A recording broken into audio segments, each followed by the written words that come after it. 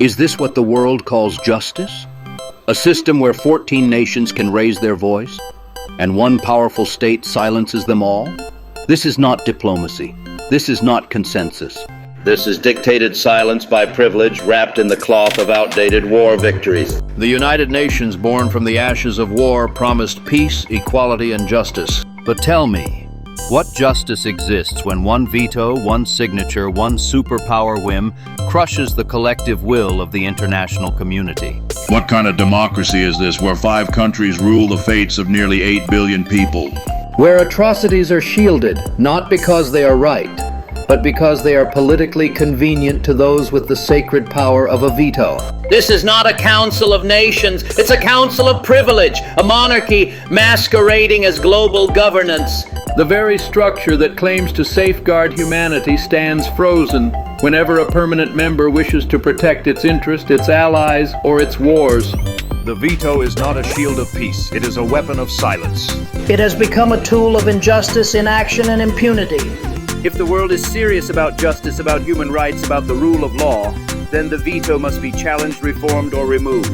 Otherwise, the Security Council is not a symbol of peace. It is a stage for hypocrisy. Reform is not a request, it is a demand of history, a demand of dignity, a demand of a new world that will no longer be ruled by the ghosts of 1945. Let's be honest, the Security Council, in its current form, is not a guardian of peace. It's a strategic chessboard for global powers, where humanitarian crises are used as bargaining chips.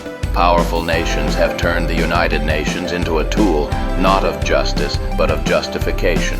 Justification for war, for occupation, for silence.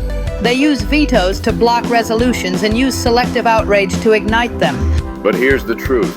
The world is no longer blind. The era of controlled narratives is fading. People see who blocks justice, who buries evidence under the weight of a veto, and who plays God in the name of order. It's time to break free from this hijacked system. We must push for a people's assembly, where every nation, rich or poor, has an equal vote, and no single country can silence the world. We must empower regional alliances like the African Union, OIC, ASEAN, and SCO to take independent humanitarian and peacekeeping action without waiting for permission from the same powers who fund and fuel conflict.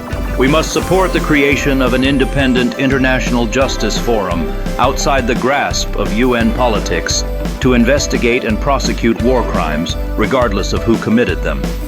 The Security Council must either reform or become irrelevant. Justice delayed by a veto is justice denied. A world hostage to 5 powers is a world still in chains. The way forward is not to polish this rusted machinery.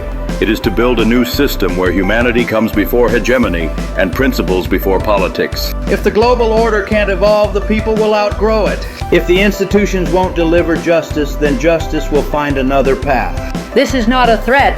It is a reality the powerful must face. The voice of the world is rising.